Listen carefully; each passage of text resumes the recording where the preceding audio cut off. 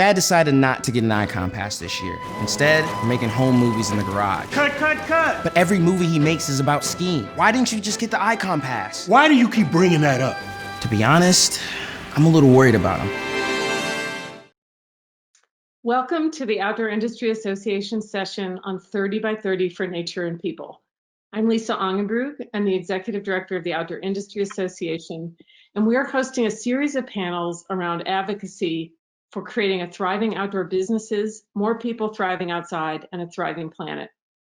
The potential of 30 by 30 for Nature and People could help create all three.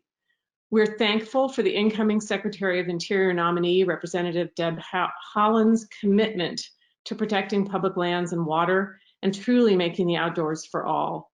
We're honored by her presence at our virtual online outdoor industry gathering and her sponsorship of legislation like 30 by 30.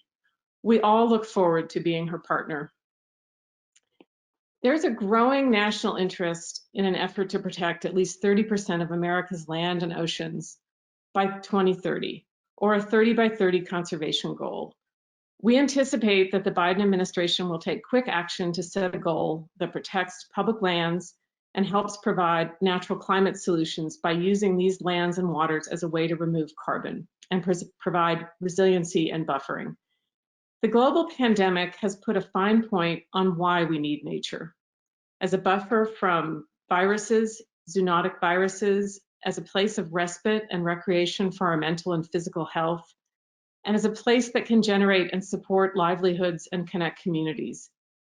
The outdoor industry is eager to understand how this ambitious goal can be brought to life and how outdoor recreation, conservation, sporting, tribal, and equity in the outdoor communities and leaders can all come together to conserve our natural systems for future generations, contribute to climate change solutions, and honor the sovereignty of tribal nations and our country's strong public and private land conservation traditions.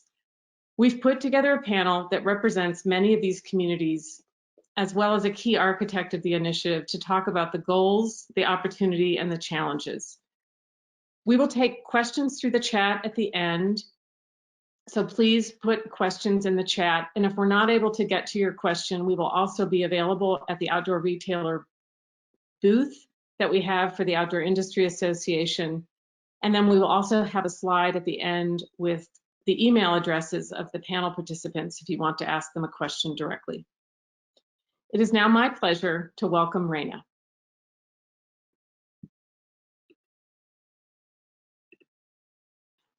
Thank you so much, Lise. Appreciate that.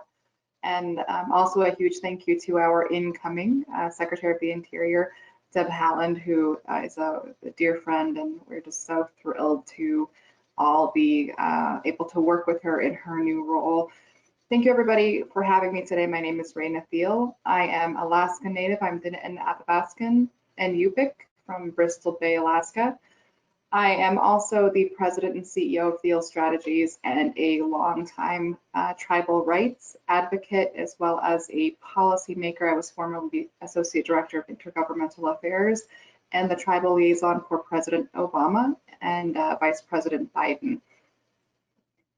And I'm so happy to be here today to talk about 30 by 30. You know, this is an issue that's very near and dear to my heart and one that I've been working on for quite some time.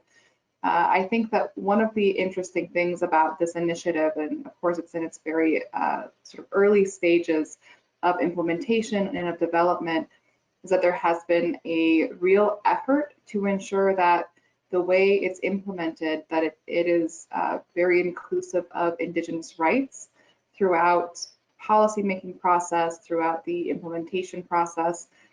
And so what I've been doing over the past couple of years, I've worked on this issue of 30 by 30 on the international stage, as well as domestically here in the United States. And one of the things that I think is really interesting for everyone to be aware of and to acknowledge in this process is the role of Indigenous peoples in the management of lands and in the ownership of traditional lands. If you look across the globe at the most biodiverse areas left in the world, you'll find that 80% of those locations are Indigenous lands, the most biodiverse places in the entire world. And that's really not an accident. That's not just a coincidence. It's because Indigenous peoples have for thousands and thousands of years been these incredible stewards of their lands, and really their lifestyle and cultures, their histories and their place within the environment really has been the best form of quote unquote conservation. The issue that we have faced over time is that this hasn't been fully acknowledged really across the board. And what we really need to do as we approach 30 by 30 and begin to think through what that might look like is ensuring that Indigenous voices are included from the very beginning of this implementation and throughout. Of course, when we look at conservation across the United States, many don't know this, but the so-called fortress conservation model, which is a very exclusive model of conservation, really began in the United States with the creation of national parks like Yosemite and Yellowstone, which were really created with the displacement of tribes and, sometimes violence against those people to move them off of those lands and to eliminate them altogether. And so that model of conservation was exported from the United States and was used across the globe to subjugate Indigenous peoples and to push them off of their lands. And so what we've seen over time is that trend, we don't see that anymore in the United States, thankfully. We have very strong institutions, legal institutions, which help to protect Indigenous rights in this country. But I think we have an opportunity through 30 by 30, and in this kind of process of protecting more of our lands and more of our waters, to really lean in to sort of reconciling that past and to acknowledging Indigenous rights and tribal rights within this initiative. And so what I've been doing is working with tribal leadership directly, a smaller group at this point, but we're kind of expanding that network to ensure that every step of this initiative has that tribal input. And we've been, of course, working very closely with Congressman Deb Haaland, who is going to be our incoming Secretary of the Interior. And this is also an initiative which is, of course, very close to President-elect Biden's heart, and one that he's going to make very central on his agenda. And so we're incredibly hopeful that as this initiative moves along, which is, obviously it's an incredibly important one that many of us support, that it can be done in a way which helps to kind of reverse the actions that this country has taken in the past with Indigenous peoples, to ensure that we're doing this in the most equitable way, to ensure that we're respecting Indigenous rights at every step, and ultimately that the conservation outcomes will be as positive as they could possibly be. So with that, I'll go ahead and turn it over to Maite.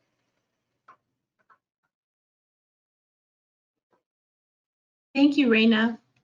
I am Maite Arce, founder and CEO of Hispanic Access Foundation. I was born in Mexico, raised in Southern California. I now live in Virginia. And my organization, Hispanic Access Foundation, provides a path for the development and rise of Latino leaders and elevates their voices in areas where we are underrepresented. This includes the environment, and we work in climate resilience. Hispanic Access Foundation and the Center for American Progress released a report called The Nature Gap about confronting racial and economic disparities in the destruction and protection of nature in America. The nature gap refers to the disparities that exist in people's access to parks, to beaches, and natural areas in general. And on a national scale, we have data showing that a person of color in the United States is 3 times more likely to be deprived of nature nearby than a white person. The story is very similar when we look at income differences. Low-income communities are more likely than moderate and high-income communities to live in a nature-deprived area by about 20 percentage points. And this likelihood is compounded for populations that are both low-income and non-white. One of the shocking results of this data was finding that children are almost twice as likely to be nature deprived.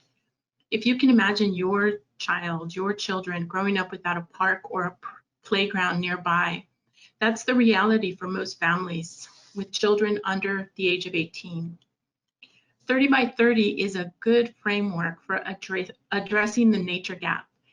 And nature protection solves a lot of problems that are especially compounded for Black, Indigenous, people of color, those communities, such as pollution, lack of physical activity, COVID risk, negative impacts on children's education, mental health, energy bills, food and heat, climate resilience. I'm well aware that all are badly needed in the Latino community and would be improved by nature protection, as long as the nature is located where it is most needed and is accessible and is safe. 30 by 30 must be implemented where nature's needed the most, which means a lot of nature protection and restoration is needed in small city areas, not just the big acres of wilderness. There must also be trust and buy-in, because there's often a history of local governments doing projects that are later not maintained or become a liability to the community. Also, nature must be accessible. People must be able to use it and enjoy it. And otherwise, the many benefits that I mentioned before won't be realized. And for equity and justice to be present and to take root in this work, we must make the connection across sectors. 30 by 30 is not feasible if affordable housing is scarce and people are pushed to live further and further into outskirts and protected areas.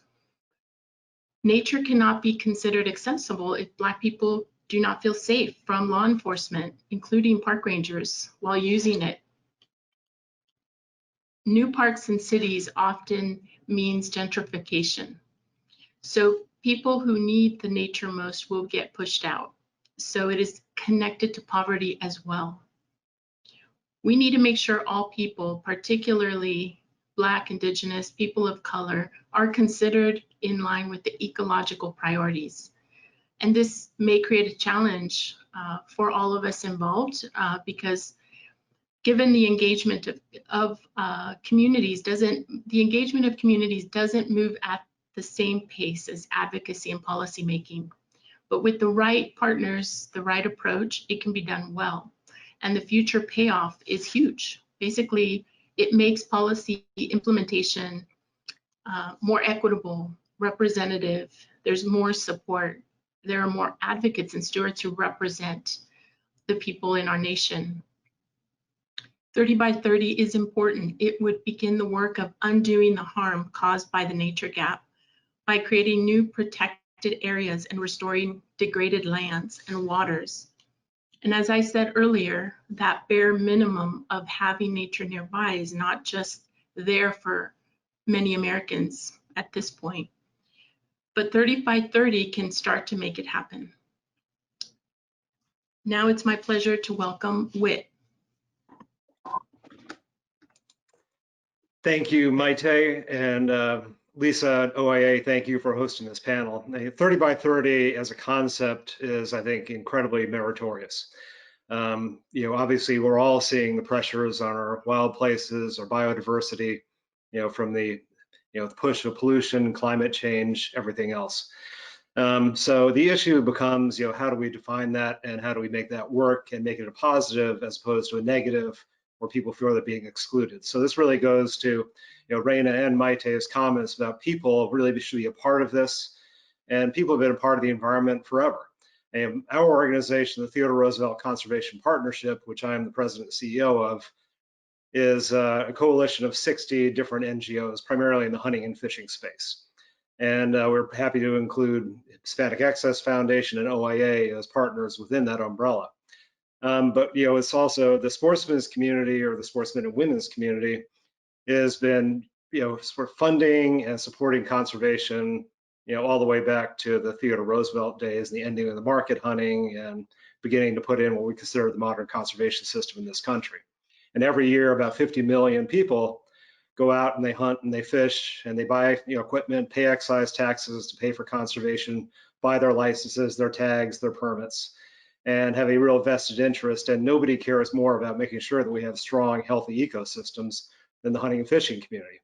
But as we've seen with other initiatives that are perceived as top-down and poorly defined, what is a positive, and the 30 by 30 is a positive, it can be mischaracterized and turned against itself because people don't know what it means and they assume the worst. It means it's the government coming in to lock up their land. So as we move forward on this, I think we also need to recognize that not only hunting and fishing where appropriate on public lands is important, as long as it's well managed, but also think about private lands as part of this whole interplay. 70% of the lower continental United States is in private hands. Agriculture or commercial forests make up a large chunk of that. And we have to figure out ways to make sure that the private landowners are incentivized to be part of 30 by 30 and doing their share for conservation. That may look like an industrial working forest, but that's well managed and a permanent conservation easement ought to be a part of the solution. We know we're going to need to build more with wood if we're going to tackle climate change, not only to permanently sequester carbon and to replace iron and concrete and steel, but also to make sure that our forests don't burn quite as easily as they do today, to make sure that we have a mix of habitats for fish and wildlife. Early successional forest is incredibly important if you look at the biodiversity aspect of 30 by 30. And we need to incentivize that. The risk is not timber harvest someplace. The risk is condos and development and losing that from the conservation space altogether. Think about agriculture. We have incentives in place in the Farm Bill, which is $6 billion every year for private landowners to do good work in conservation. Let's double down on that and make sure that permanent conservation easements or long-term permanent conservation easements are a part of the Farm Bill and they're being aggressively implemented. That hasn't been the case in the last few years. We need to get back to that because if we make the landowner, the farmer, the rancher part of the solution here, I think we're far more likely to have broad acceptance and far more likely to have a success at the end of the day. If anybody's interested in seeing what the hunting and fishing community's stance is on 30 by 30, there's a website called huntfish3030.com where they can go and get some more information. With that, let me turn it over to Marcy.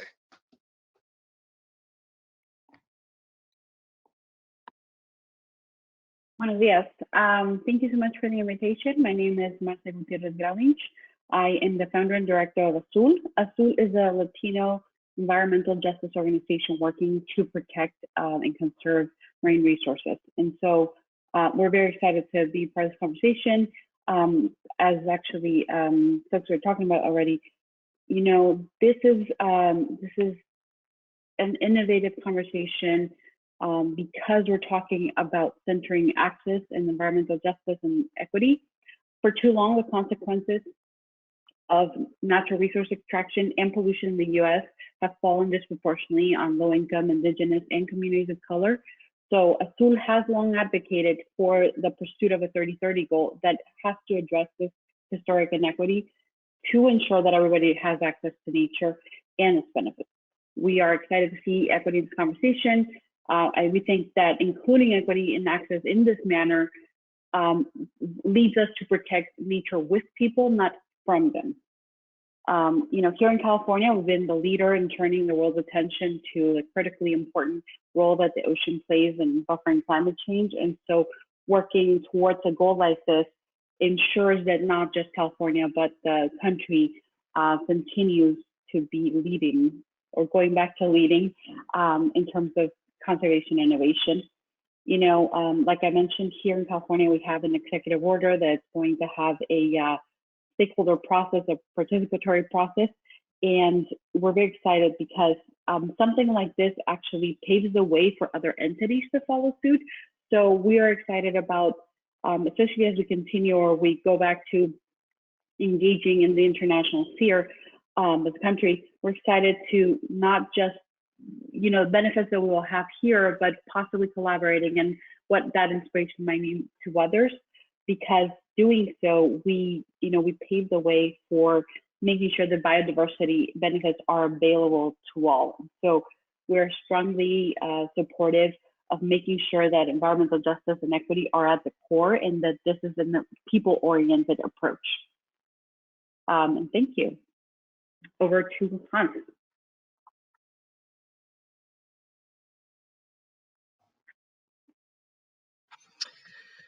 Great, thank you, Marcy. And really exciting to be on the panel here today. My name is Hans Cole. I work at Patagonia, and I lead a great team there that works on our environmental activism, our campaigns, and our grant making. And as a company, our mission is to use business to save our home planet. First, I wanted to say a big thanks to OIA for pulling this panel together and to all the other panelists for their comments. We're also thrilled to welcome Deb Haaland as our new Secretary of the Interior. We just couldn't be more excited about her leadership in that space for our public lands and waters. And I also want to begin by acknowledging that I'm speaking to you today from my home in Southern California, where I live and work on ancestral Chumash lands. At Patagonia, and I'd say, across many other outdoor companies in the industry, we've long been focused on supporting the protection of lands and waters and the protection of places we love, and elevating voices from our outdoor community and sport communities to do so. It's rooted in the fact that we have such a powerful bond with these places and with the outdoors and nature, whether that's a local stream where we fish or paddle, or a mountain where we ski or climb, or a forest where we bike or run or camp. These places are really core to who we are. And I think that interest in that sort of core connection has been reflected by the fact that some of the greatest mobilization and action we've had as an industry and a community has been around that protection of lands and waters. Just thinking back a couple of years to 2017, to the mobilization around protecting national monuments like Bears Ears and Grand Staircase Escalante, the hundreds of thousands of comments that were made, the incredible storytelling that's happening to highlight local voices, and the energy and advocacy around that time. So we've been at this for a while, but I know for us at Patagonia, even though we've had such a long commitment to this work of protecting lands and waters, in recent years we've felt the need for much greater urgency. These twin crises of climate and extinction are increasing in intensity, and the outdoor recreation community feels this directly. We live and work and recreate in the gateway communities and outdoor spaces that are seeing the wildfires and experiencing the floods and all the impacts of these natural disasters that are moving across the landscape and impacting all of us. So while we've been in the space for a while, we're recognizing the need to evolve and think bigger and act more boldly. And this is where this idea of protecting 30% of lands and waters by 2030 on the way to 50% by 2050 is really so exciting for us, and why we're so keen to support the effort and be a part of the movement. And it's one that should be particularly exciting for our outdoor industry and community. This connection that we have to the outdoors is perfectly suited in so many ways for this solution to these problems that science is suggesting. So really my primary message today is to say that, I think we as companies, as an industry, as individuals in the community, we can contribute to this big, audacious goal. It is huge, it's complex, and as many of the speakers before me have indicated, there's all sorts of factors we need to take into account. But I think we have a lot to bring to the table here in the outdoor industry specifically. Just a couple of things. First, we're inherently local and global. We as companies have direct connection in communities across this country and continent, and even globally, through our retail stores, our wholesale connections, our customer base. We have global reach just inherently through our supply chains and the work we do across the planet. We can work on both of these scales really effectively. And we need to seek out the groups that are working on the protection of land and water. The groups that are represented on this call are excellent examples of that. We also need to work, I think, with the groups in our industry, OIA, the Conservation Alliance, the Outdoor Alliance, who are all aligned in supporting this 30 by 30 goal. I think we can come together to have more of these discussions and conversations around how specifically to tackle this work.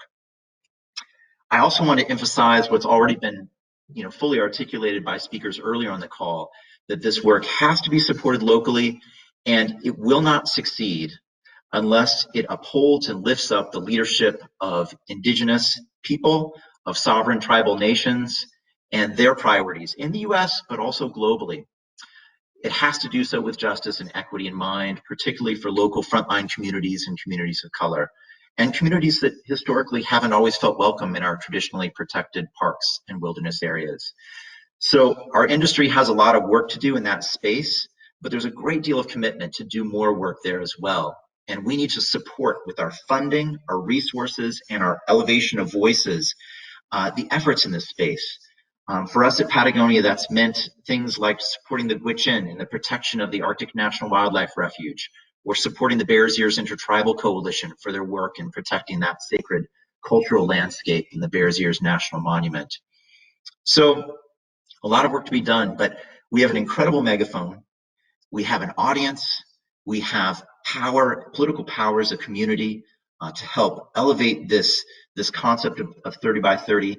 And to come back to my first point in closing, we care deeply about protecting lands and waters. It's in our DNA. It's who we are.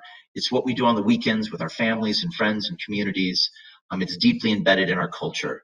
So I really encourage all of us in the industry to think about how to support this effort and to think about all the points that have been made through the course of the panel today. So now I'm going to turn it over to Kate Kelly from the Center for American Progress to pick up the next piece of the conversation. Thank you. Great. Thanks, Hans. Thanks for your comments. My name is Kate Kelly, and I am the Public Lands Director at the Center for American Progress. Prior to that, I served in the Obama administration at the Interior Department. I have the honor of batting cleanup on this really amazing panel. And so I think I could, simply say co-sign on all the comments and remarks that have come before me and the perspectives they have shared. But I will say a little bit more because I've been asked to. And maybe I could start by just bringing it back to the problem that 30 by 30 is trying to solve for. And that is that we are facing a climate crisis and a nature crisis, and our current game plan isn't working to address it. We are losing a football field worth of natural area every 30 seconds. There's a wildlife extinction crisis happening, and scientists tell us that we need to do more to protect the planet and ultimately to protect ourselves.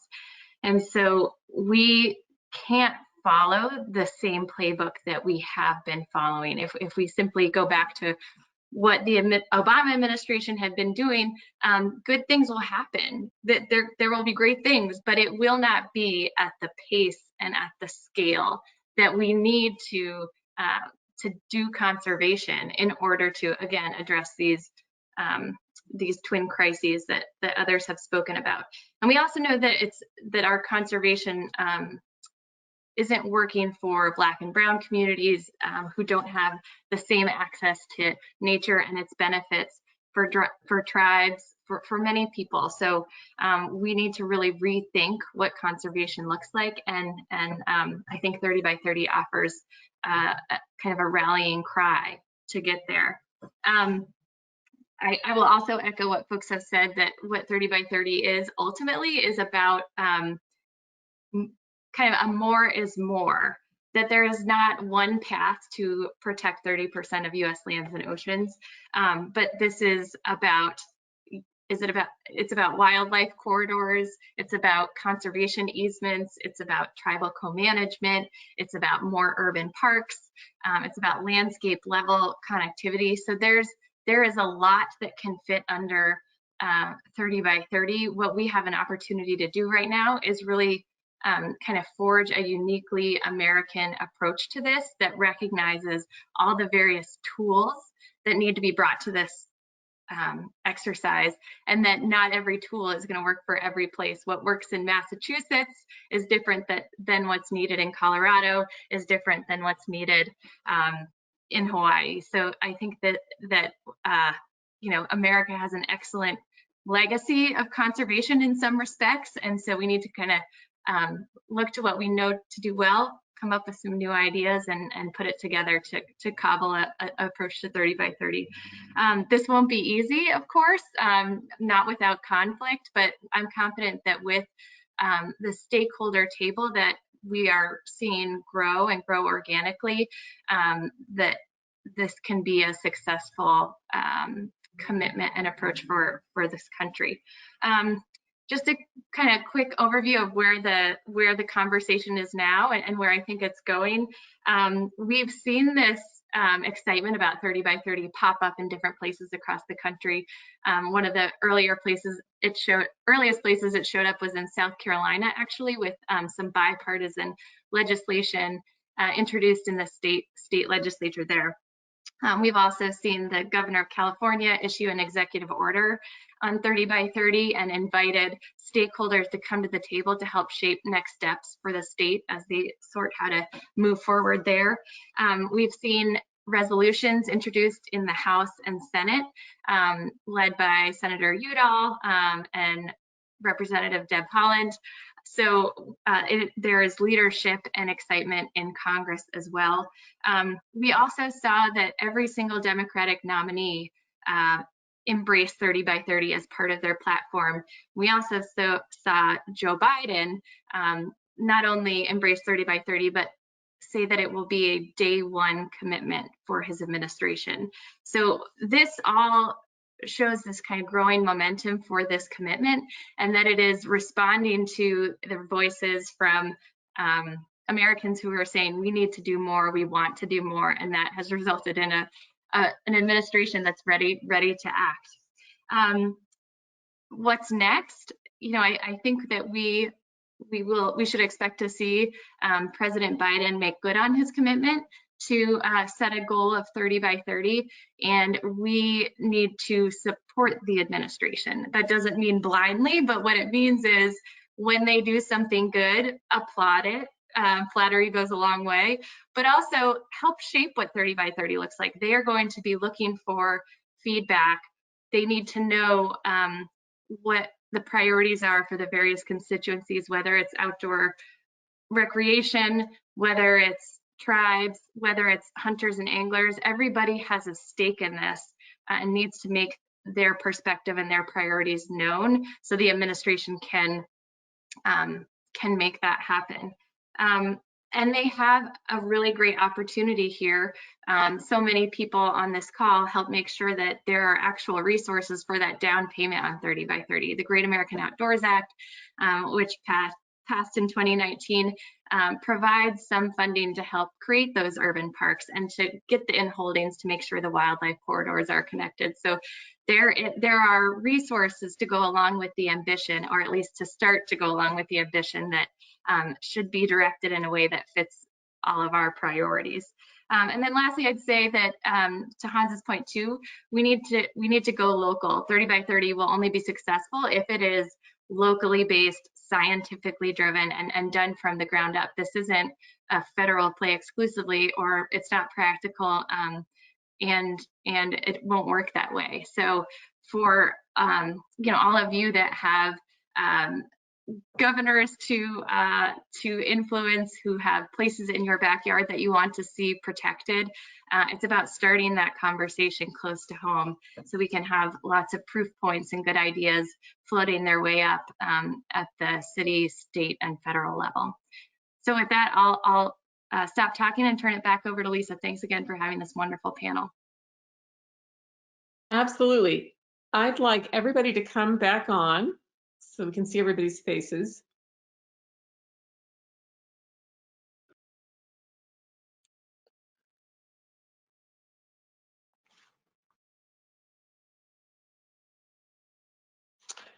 All right.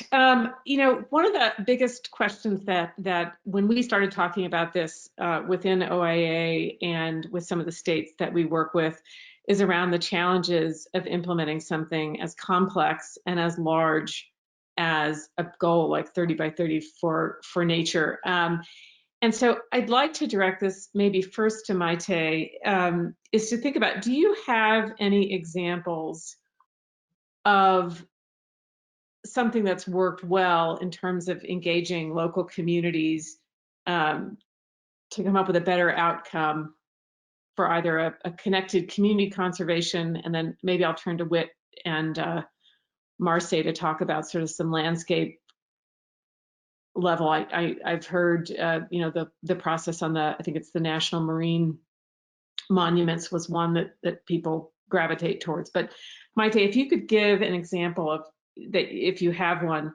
around engaging communities for a better outcome for something complex like this.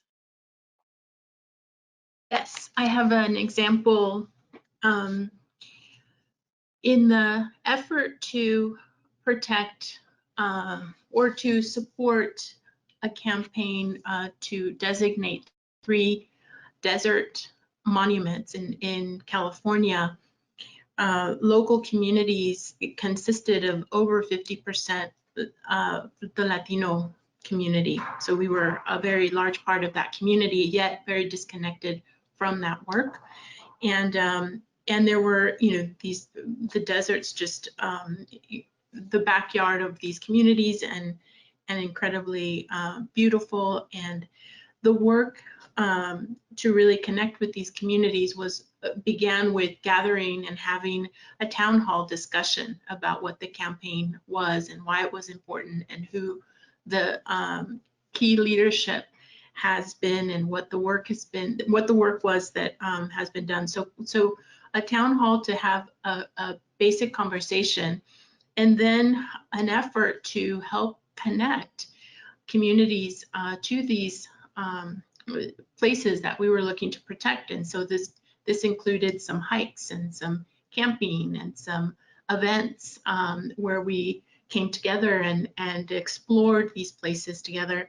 And out of that work, really, the relationship was created, trust was created, there was consistency in the engagement, and the natural leaders from that community came forward and said, we want to be part of this. And our job as partners was to make sure that they were, they had a seat at the table, they were valued, they were informed leaders, and that they were also a very important part of the work at hand. And so when it came to the public discourse, in the final process of the protection of these places, this community was very present, very vocal, and very engaged, and felt ownership. So trust, ownership, informed, and engaged. Yes. Rayna, I don't want to put you on the spot, but if Rayna or Marce, if you, and then we'll go to Whit as well, if you have similar examples that you could share of something that you think works well and might apply to 30 by 30. Yeah, thanks, Lise. I'm happy to speak to that for a moment. You know, with tribes, it's a little bit distinct, because tribes are rights holders versus stakeholders, right? So we have sovereign tribal governments which exist and which need to be consulted and need to be partnered with early on when there are tribal equities and tribal rights issues that are potentially being addressed or impacted by any move by another government. So I think that very early and continuous conversation with the rights holders, with tribal nations that are impacted by a protected area, is really, really important. And folks ask me all the time, like, how do we do this? It seems like something that we don't know how to do. We don't know how to approach it, but it's really pretty simple, which is really having that conversation, coming to the table in good faith with tribal leadership. It's not kind of in, at least when it comes to tribal governments, it's not kind of a community engagement exercise off the bat necessarily, because again, there's kind of a government which is sovereign, which oversees those communities and works with those communities. And so that's really the best place to start from that early point. Now, I should also note that about half of the Native population in the US actually lives in urban areas, right? So in the case of Native Americans who live in urban areas, there's also certainly a role for them to play in these conversations, in these discussions. And I'm sure my colleagues here are probably well aware of the organizations that exist in urban areas for Indigenous peoples. And those are also really important partners in these conversations when we're talking about kind of greening our urban areas and ensuring that, you know, some areas are protected so folks can access the outdoors. Also incredibly important. But you know, certainly when it comes to working with tribal leadership, for the federal government, it's a government-to-government relationship. But there is also a role for, you know, outdoor retailers who want to partner, environmental organizations that want to partner. You know, those are relationships which are really important to develop and to maintain, and to again come to the table with them in partnership, respecting that tribal sovereignty. Thank you. Thank you. Marseille, do you know, based on your experience with ocean work in California, do you have an example? I actually have a land example. Okay. Yes. So this is just an example that I love. Happened in San Francisco. You know, when we talk about outdoors, and I think the pandemic really has driven the point home that, you know, not everybody has access, that sometimes we're constrained by outside circumstances or resources, et cetera. And so we also have to look, as Mike is talking about, like making sure people have that, you know, access locally. And one of the examples that I love is a park in San Francisco called Inchan Kajar Park. And that was actually the first park in 10 years, the first public park in 10 years created in San Francisco. It was in the Mission. It was driven by a stakeholder process. The folks over at Poder, which is a local environmental justice group, and the neighborhood associations were the ones that, you know, drove this from the beginning, the communities. And if you're wondering what the name is actually in Yucatecan Mayan, which is there's a large diaspora in San Francisco, and it means my little town. And so there's the naming, there's the fact that people were involved from the beginning, from the process, that they were able to drive the process and not just, you know, ask to show up at some point, et cetera. So it's really exciting because it's one of the parks that you drive by and it's, you know, very well used. It has the cultural competence, the connections part of it, the location. And again, it's something that is owned by the community because it was so hard fought, but at the same time, it's so exciting to see something like that. And, you know, yes, we're all for the outdoors, but sometimes the outdoors is also in our neighborhood. But there's examples like that, I'm sure, everywhere. Thanks. So Whit, I don't know if you want to touch on the National Marine Sanctuaries or if you have another example through TRC. Yeah, no, I mean, that's a good one. I could use a couple of examples. I mean, the marine sanctuaries is a good one. There was a lot of opposition, I would say, in the recreational fishing community at one point toward marine sanctuaries, in part because they felt they'd been burned in a few places, including California, where marine protected areas basically excluded recreational fishing. And that changed actually under the Obama administration, when all the marine sanctuaries that they designated in the marine protected areas specifically allowed, you know, well-managed recreational fishing, which turned a negative into a positive. Because the threat's not, you know, Maite going out with her kids and catching a couple of fish, maybe bringing one or two back for dinner. The threat is industrial fishing. It is, you know, ocean floor mining. It is all sorts of other things that, you know, have nothing to do with getting people out onto the resource. They have to do a complete extraction. I would use another example of, you know, science and broad coalitions winning the day would be, you know, Bristol Bay in Alaska, fighting the Pebble Mine, where, you know, the native, you know, Alaskans joined with the recreational fishermen, joined with the commercial fishermen, you know, to a broad coalition, you know, to, you know, fight that mine and essentially kill it today. And ideally that same coalition sticks around and makes sure that area is protected in perpetuity moving forward. But that was one where, you know, recreational fishermen, commercial fishermen don't agree on much, but they sure agreed on protecting Bristol Bay. Thank you.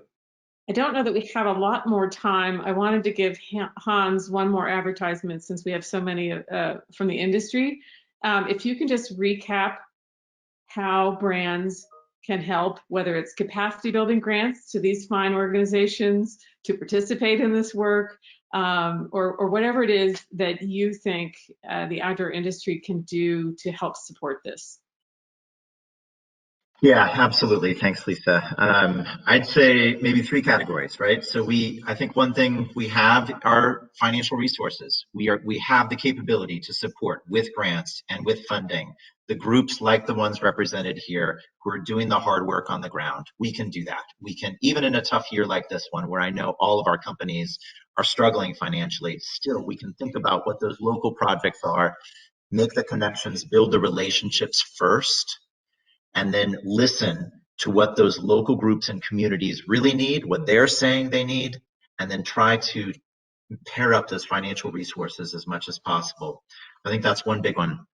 I'd say the second is, again, our collective voice, our advocacy. I think that, the voice and the ability of the outdoor industry to come together as businesses to speak to elected leaders is quite powerful. When we can, again, team up and partner with local folks, with people who are on the ground or in communities who are most affected, and really make that make that connection together to reach out, whether it's in DC or whether it's at a state level or a local level. Those are all important. I think our voice and our advocacy are really critical. And then maybe finally, using our kind of marketing muscle in a way that, we're so good at putting our products out there into the world and you working in the marketplace, but the exact same tools can be used to tell stories, to elevate voices, and to speak to the need for this work to happen. And again, we need to be elevating the voices of leadership from indigenous and sovereign tribal nations. We need to be elevating the voices from communities of color and frontline communities who are most impacted also, frankly, by these crises, even though they are the ones who are often contributing less to the making of those crises. So we need to find ways to use our storytelling apparatus, our blogs, our social media, our websites, all these tools that we develop as companies can be quickly and easily transformed into platforms for voice around this. I think we need to just, as we do that, we need to be really sensitive to listening first, connecting and partnering and building relationships really closely with the groups that are on the ground doing the work, and then thinking about what the communication looks like. But it's really possible. It can be done. And so those three things I'd focus on for sure. Thank you. I don't know if anybody else wants to have a last word. I should note that this 30 by 30 platform is part of OIA's policy platform. It is going to be something that we are asking our brands and partners to become a part of. The devil always is in the details, but I think we've heard some good ideas here for how to engage community, how to engage different organizations and different voices. We know that the states are interested in this. And so I think stay tuned. We'll keep you updated from OIA's perspective. But more than anything else, I wanted to thank the panelists. Your perspectives are really important. And I think it is going to take a pretty big village to move something forward like this, and many voices, and your voices are really important. So I really appreciate your participation. And I think what we'll be doing next is we'll put a slide up with some emails. So if there are additional questions, and then just to remind people, when this airs live, we will take chat questions, and we will either direct them to participants or answer them, or you can go to the OIA booth. So thank you very much. Thanks, Lisa. Thank you, Lisa. Thank you. And thank you, everyone. So this year, I thought, why not get into shipbuilding instead of getting an icon pass? I just find shipbuilding so relaxing. Definitely don't regret not getting an icon pass. Shipbuilding's way better.